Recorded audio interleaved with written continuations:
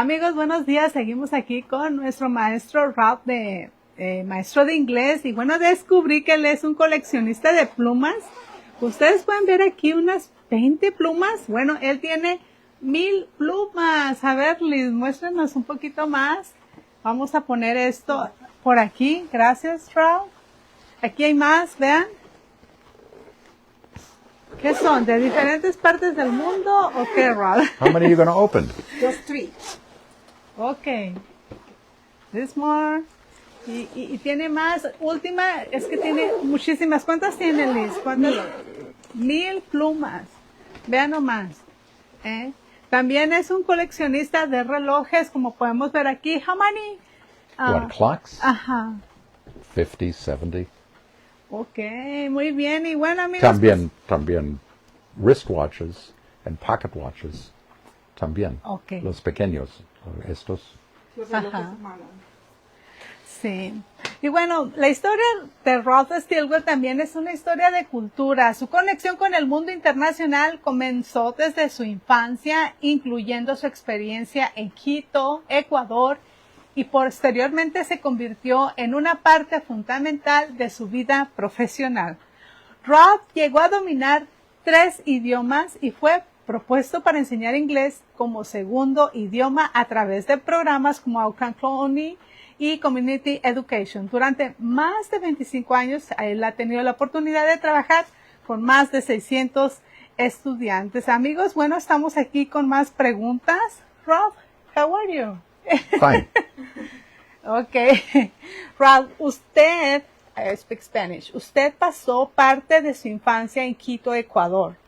¿Cómo influyó aquella experiencia temprana con otra cultura en la persona que posteriormente se convirtiera en maestro de estudiantes internacionales? You spent part of your childhood.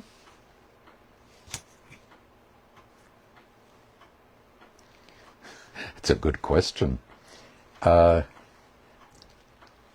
always liked meeting people from different backgrounds. Okay. Different cultures, different languages, different backgrounds, different beliefs, different religions, different races. So I always enjoyed that. So that led me into the language thing. And I've learned a little bit of several other languages, but I don't teach them because I don't know enough about them. Okay. So I stick to what I know, the German, the English, the Spanish. 3 language. Ok. Y mire, Ralph, usted llegó a dominar 3 idiomas, posteriormente fue propuesto para enseñar inglés como segundo idioma. ¿Qué descubrió sobre el poder que tiene un idioma para cambiar la vida y las oportunidades de una persona? You become fluent in 3 languages. You became fluent in 3 languages and were later invited to teach in the second language. Anytime you move from one country to another, you are coming into a different culture, and you have to decide whether you're going to be a part of that culture or you're going to stay outside of it. Now, in some cases here in the United States, you will find those populations who stay to themselves and they don't mix with anybody. The Latins, I'm glad to say, are not like that, and particularly the Mexicans, they want to be a part of the American, what we call the patchwork, the quilt, the blanket, that they want to be a part of it. Muy bien, y mire, Ralph, después de trabajar con estudiantes de más de 30 países, ¿qué diferencias culturales encontró? Al mismo tiempo, ¿qué necesidades humanas descubrió que todos compartían independientemente de su país de origen? After working, I thought we just did that. After working. After working with students from, what culture do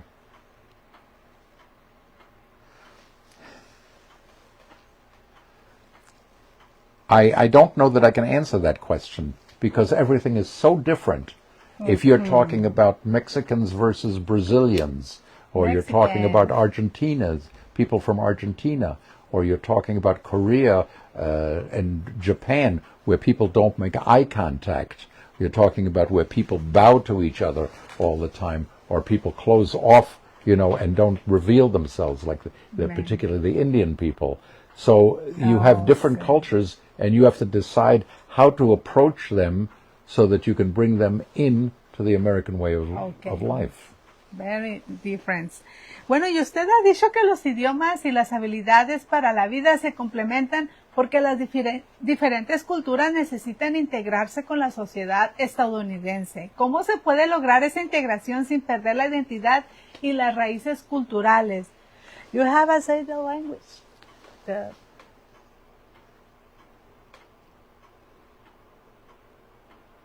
Well, I don't try to have people get rid of their accents. I will concentrate on pronunciation. Okay.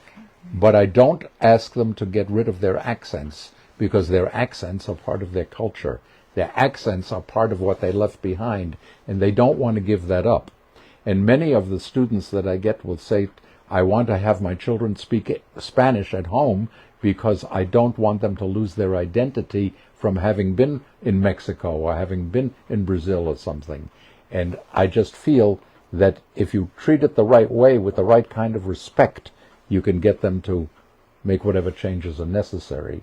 But I don't want, on the other hand, and this is an important point, Okay. I don't want people to laugh at them because they don't pronounce well. Yeah. I don't want somebody to say, what did he say? What do you mean? Repeat that, please. I don't want that. I think that's an embarrassment. I think that it's an embarrassment of us as Americans, but also it's an embarrassment for those people who are trying to learn. Okay, So I try very hard to make that happen. An example of that would be, for example, there are two examples, and it's particularly with Mexican people. They have the I, the letter I, when it's a short I, and they go E instead of E. This is the problem. Okay? It's a very bad problem. And the other one is that before a word starts with an S, they say a snake, a story, and that's wrong too. And that's the first thing that somebody will hear when they're hearing you speak English. Ajá. Yo quiero compartirles que él fue maestro de mis hijas también cuando llegamos acá a Michigan, Liliana, Viviana. Well, that's another story. Ajá. We didn't get to that here yet. Well, did you? Y mire, a través, otra pregunta es, a través de su trabajo con Oakland Literacy Council, Casa Amiga, Rochester Community y otros programas comunitarios, usted tuvo contacto directo con personas y familias de diferentes orígenes. ¿Qué realidad sobre los inmigrantes cree que la sociedad necesita comprender mejor? This is with people and families. What reality about the immigrants do you believe society needs to understand better? I think people in this country need to be a little bit more flexible, and they want to come together and welcome the new people into this country rather than put them on the outside and say, you don't belong, or we should get rid of you, or something like that. That has got no room in our American way of life. So the answer to your question really is to make them feel like they are welcome. That's the most important part, is to make the foreigners feel like they are a part of us. Not what separates us, but what brings us together. Thank you. The picnics, thank you so much. The picnic. You didn't come. Yeah. Okay, Rob. Oiga, Rob, otra pregunta. Si hoy tuviera frente a usted a una I'll persona... get her in her own game yet. Yeah. Huh? Si usted, please attention, si usted tuviera frente a usted a una persona que acaba de llegar a Estados Unidos, no domina el inglés, tiene miedo de equivocarse, siente que empezar de nuevo es demasiado difícil, ¿qué sería lo primero que le diría? Usted. What would you say? It's a different story. Oh. And it comes to one of your other questions. 5 years ago, Okay. I met two girls. They had just come here. Over the July 4th, they came to this country. They did not speak one word of English. Ninguna palabra. Mm-hmm. And the mother came to me, and you know her. The mother came to me and she said, do me a favor, teach my girls English. Mm-hmm. Why so fast? Because they start school at the end of August. Yeah. And they're going into middle school. Mm-hmm. Sure. The two girls, Liliana and Bibiana, Okay? The two girls were 13 years old. They were twins. They were twins. Very different, but very much the same. Oh, Very sí. close, but different personalities. Sí. Very smart, but learning in different ways. And so what I had to do was I had to make them respect me enough to listen to me so that I could teach them what they needed to know, not what I wanted them to know. So far you understand? So the two girls came to me, and for 6 weeks, 7 weeks, they came to me 2 or 3 times a week, and we learned English. And when it was all over, they went into school, and they made honor society in their very first term. They made honor society. They were in the school plays. They were in the school glee clubs. They did what they wanted to, and they did it well. But now comes a story. Una historia típico. When they were in my class, it was almost Christmas time. Oh, sí. And the girls told me that they make Christmas cards. I remember. And I said, I want some. I buy them from you so I can send them to my other students. And they said, sure. And I said, I give you $1 a piece, whatever it was. I think it was $1. $1 a piece for the cards. So they made me like 50 cards, more. Okay? Yeah. And then I said, okay, now you have money in your hand. What are you going to do with it? Oh. I don't know. They said, we don't know. I said, did you go Christmas shopping? They said, no. I said, why didn't you go Christmas shopping? We just don't do that. So I went to their mother, not to the father. I went to the mother and I said, do me a favor. Let me take your two girls to the dollar store so they can buy Christmas presents. You with me? Sí, I remember. So I took the two girls to the dollar store and I turned them loose. That means I let them do whatever they wanted to. And they bought. And they bought. And they bought. And they bought. Okay? Vivi. Oh, yeah. And they asked me my opinion. And I said, no. This is for you, not me. This is you, what you want to buy. This is for your mother. This is for your father. And this is for your little brother. And they didn't know what to do now. And I said, now what you do, you go and pay. You go, remember? You go and pay. So they went up to this girl, who was a gringo at best, okay? And they said, we want to pay. And they talked, and they had a conversation with that woman. They had a whole conversation in English with that woman. Sí. Oh. Gracias, Rob. Oh, yeah. No, it's their story. My son. It's their story. That's the story of success. Okay. My friend Yola came to me 5 years ago. She didn't know anything. Nothing. She lives in Pontiac. In Pontiac, you don't No need to speak words, English. nothing. You don't speak English in Pontiac. You speak Spanish. She came to me. She wanted to learn. So she came to me for 5 years. Oh. You should listen to her speak Spanish. I mean, to speak English. You would be amazed at what she can do. And she can go to the bank, and she can go to the doctor, and she can go get a mortgage, and she can do anything she needs to do. And she can do it well. Those are my success stories. Those are the stories I want to remember. Those are the stories I've repeated many, many times. Wow. Sí. See, I'm a storyteller. Ok. Y bueno, mandamos un saludo a ella, ¿verdad? ¿Quién es, amiga? ¿Quién mencionó a ella? Yolita. Yolita. Yeah. Un saludo, say hi a Yolita.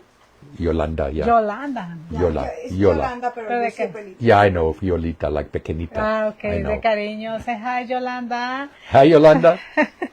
Ok, entonces usted tiene unas palabras en español para un futuro estudiante que diga, I'm interested, Ralph. You want me to just finish this off in Spanish? Some words for students. New students, algunas palabras en español que usted quiera decirles. Mensajes, you mean? Ajá, o un mensaje para que ellos digan, es el primer Okay, conexión. all right. There is no such thing as impossible. La palabra imposible no existe. 2. Usted necesita un sonrisa. Todos los días de estar en mi clase. Es necesario. Sonrisa, Sonrisa. sonreír. Okay. Ok. Ahora yo lo Third. corrijo a él. Third. Third. You work at your pace. You work as fast or as slow as you want to, as you need to, not because I say so. So if I say to you, I want you to do homework, give me blah, blah, blah, blah, if you don't do it, you don't do it. No es mi culpa, Ok. okay? But you learn every time you do it, you learn. There are some people who bring me, I ask at the beginning of every class, who has problems? Palabras, frases, idiomas, whatever they want, okay? What do they have trouble with? And they have to tell me what they want, what help they want. That is before we do anything else. Sus problemas. Yes. So necesito, un maestro necesito oír. Escuchar. Okay. Escuchar? Is that the word? Ajá. Okay. You have to listen. When you have children, and I have children like that, like them, okay, and they're small, don't stand like this, and the child is over here. Get down on your knees. Talk to the children. Oh, sure. Talk to them. Listen to them. Hear them, like Danny, okay? Let them become themselves. They are people. They are people that grow up and they become wonderful, beautiful people. When you teach, you have to remember that. And many teachers don't think that way. Pues bueno, nosotros terminamos esta segunda fase de esta entrevista. Muchos han escuchado de Ralph, de este maestro con el idioma inglés. Como les comentaba, para una persona que llega a otro país, aprender un idioma también puede significar recuperar confianza, encontrar oportunidades, integrarse a una comunidad y construir una nueva etapa de vida. Así que habla de cultura, de inmigración, identidad, integración y pertenencia en esta entrevista. Quédese con nosotros, seguimos con más aquí desde Hombro a Hombro Michigan Experience con ustedes, su amiga Elizabeth Madrid y nuestro maestro Ralph Stillwell. ¿Sí?